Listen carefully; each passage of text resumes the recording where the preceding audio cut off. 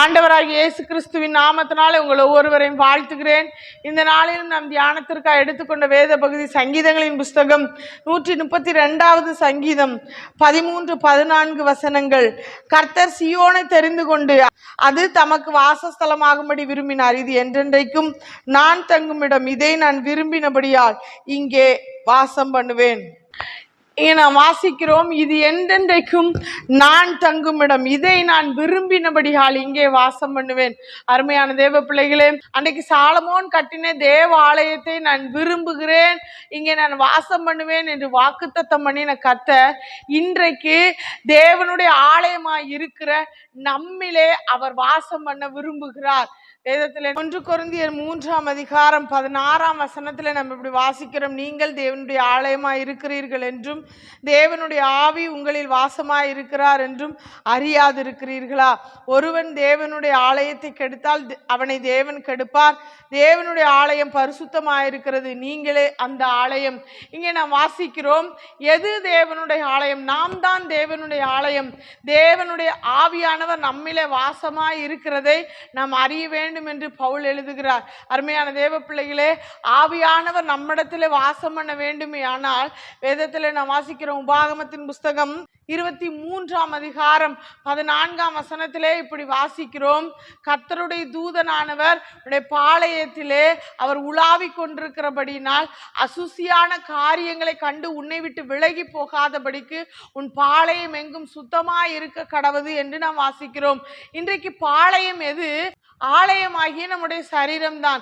நாம் இந்த ஆலயமாகிய இந்த சரீரத்தை அசுசிப்படுத்தாமல் பரிசுத்தமாய் காத்து கொள்ள வேண்டியது நம்முடைய பொறுப்பு. அதைத்தான் தேவன் விரும்புகிறார். அருமையான தேவ பிள்ளைகளே, நம்முடைய இருதயத்திலே, நம்முடைய ஆலயமாகிய இந்த சரீரத்திலே தேவன் வாசமாய் இருக்க வேண்டுமேயானால் தேவனுக்கு பிரியமில்லாத காரியங்கள் நம்மிலே காணப்படக்கூடாது.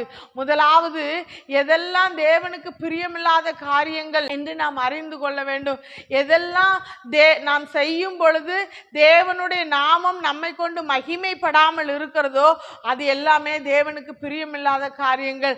நாம் செய்கிற செயல் நிமித்தம் தேவன் பிரியப்பட்டு சந்தோஷப்படுவாரே ஆனால் அது தேவனுக்கு பிரியமான காரியம். அல்லது நாம் செய்கிற காரியங்கள் நிமித்தம் ஆவியானவர் துக்கப்படுகிறதை நம்மால் உணர முடியுமே ஆனால் அது தேவனுக்கு பிரியமில்லாத காரியம். ஒருவேளை நாம் இருதயத்தை தீட்டுப்படுத்துகிறதான அசுசியான காரியங்கள், நம்முடைய வாயின் வார்த்தைகள், நாம் பார்க்கிறதான காரியங்கள், நம்முடைய செயல்கள் எல்லாமே தேவனை துக்கப்படுத்துகிற காரியங்களாய் இருக்குமே ஆனால் அசுசியான காரியம் நம்மிடத்தில் காணப்படுகிறது என்று அர்த்தம். அதை நம்மை விட்டு விலக்க வேண்டும். நம்முடைய சரீரம் மாத்திரமல்ல, நாம் வசிக்கிற வீடும் கூட தேவனுக்கு பிரியமானதாக இருக்க வேண்டும். அங்கே சிம்சோனை குறித்து நாம் வாசிக்கிறோம். சிம்சோன் வேடிக்கை காட்டுவதை பார்க்கும்படிக்கு அந்த கூடாரம் முழுவதும், அந்த வீடு முழுவதும் ஸ்திரீகளாலும் புருஷர்களாலும் நிரப்பப்பட்டிருந்தது என்று வாசிக்கிறோம். ஒன்று, நம்முடைய வீடு கேளிக்கை கூடமாய் இருக்கக்கூடாது. வேதம் சொல்லுகிறபடி நீதிமானுடைய வீட்டில் ரட்சிப்பின் கம்பீர சத்தம் உண்டாயிருக்கும். நம்முடைய வீடு அப்படிப்பட்டதா இருக்க வேண்டும். முதலாவது, நம்முடைய சரீரமாகிய ஆலயம் அசுசியானதா இருக்கக்கூடாது. தேவனுக்கு பிரியமானவைகளை செய்கிறதா இருக்க வேண்டும்.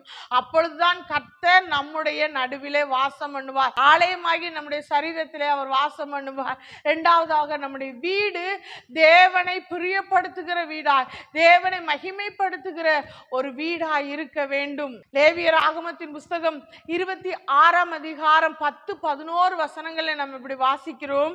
போன வருஷத்து பழைய தானியத்தை சாப்பிட்டு புதிய தானியத்துக்கு இடம் உண்டாகும்படி பழையதை விலக்குவீர்கள்.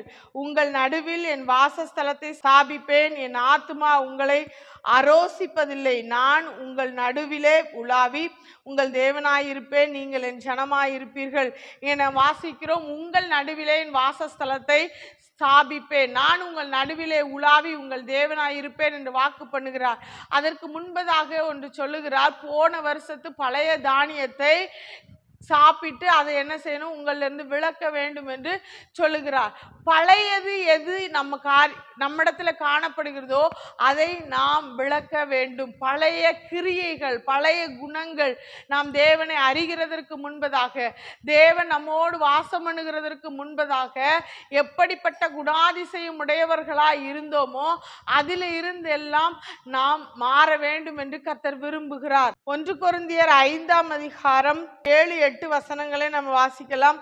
ஆகையால் நீங்கள் புளிப்பில்லாதவர்களாய் இருக்கிறபடியே புதிதாய் பிசைந்த மாவாய் இருக்கும்படிக்கு பழைய புளித்த மாவை புறம்பே கழித்து போடுங்கள். ஏனெனில் நம்முடைய பஸ்காவாகிய கிறிஸ்து நமக்காக பலியிடப்பட்டிருக்கிறாரே. ஆகையால் பழைய புளித்த மாவோட அல்ல, துர்க்குணம் பொல்லாப்பு என்னும் புளித்த மாவோடும் அல்ல, துப்புரவு உண்மை என்னும் புளிப்பில்லாத அப்பத்தோட பண்டிகையை ஆசரிக்க கடவோம். அருமையான தேவ பிள்ளைகளே, இங்கே நாம் பழைய காரியங்கள் என்ன என்பதை நாம் அங்கே வாசிக்க முடிகிறது. பழைய புளித்த மாவை கழித்து போடுங்கள் என்று சொன்னதான அப்போஸ்தலனாகிய பவுல் இங்கே ஒரு காரியத்தை எழுதுகிறார். என்ன பழைய புளித்த மாவு? பொல்லாப்பு, துர்க்குணம் என்கிறதான புளித்த மாவு என்று சொல்லுகிறார். அருமையான தேவ பிள்ளைகளே, இன்றைக்கு அப்படிப்பட்ட குணங்களை நாம் நம்மை விட்டு அகற்றும் பொழுது தேவன் நம் நடுவிலே அவருடைய வாசஸ்தலத்தை ஸ்தாபிக்கிறவராய் இருக்கிறார். நம் நடுவிலே அவர் உலாவுகிறவராய் இருக்கிறார். அவர் சொல்லும் பொழுது, இது என்றென்றைக்கும் நான் தங்குமிடம், இதை நான் விரும்பினபடியால் இங்கே வாசம் பண்ணுவேன் என்று சொல்லுவார். அப்படிப்பட்டதான ஒரு ஆசீர்வாதத்தை பெற்ற ஒரு வீடாய், பெற்ற ஒரு சரீரமாய் நாம் காணப்படும் பொழுது நிச்சயமாய் கர்த்தர் நம்மிலே வந்து வாசம் பண்ணுவார். ஒருவேளை இன்னைக்கு பழையவற்றை கழித்து போடாமல் தேவனுடைய ஆவியானவர் நம்மளில வாசம் பண்ண கூடாதபடிக்கு அசுசியான கிரியைகள் நம்மிலே காணப்படுமே ஆனால் இன்றைக்கு அவைகளெல்லாம் விட்டு விலகுங்கள். நிச்சயமாகவே கர்த்தர் நம் நடுவிலே அவருடைய வாசஸ்தலத்தை ஸ்தாபிப்பார். நான் விரும்பினபடியால் இங்கே வாசம் பண்ணுவேன் என்று அவர் நமக்கு வாக்கு பண்ணுகிறார். அப்படிப்பட்ட கிருபை நமக்கு உண்டாவதாக. நாம் ஜெபிக்கலாமா? அன்பின் பரலோக பிதாவே, உம்மை நன்றியோடு ஸ்தோத்தரிக்கிறோம் ஆண்டவரே. தகப்பன், எங்களோடு பேசின நல்ல வார்த்தை ஸ்தோத்திரம்.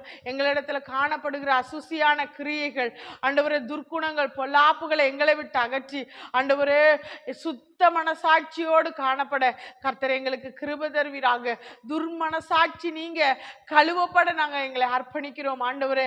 நீங்க எங்களில் வந்து வாசம் பண்ணும்படியா, எங்களுடைய கூடாரங்களில் தங்கும்படியா, அசுசியானவர்களை எங்களை விட்டு அகற்ற, பழையவற்றை கழித்து போட கர்த்தர் எங்களுக்கு கிருபை தாங்கப்பா. உங்களுடைய கரங்களில் எங்களை அர்ப்பணிக்கிறோம்.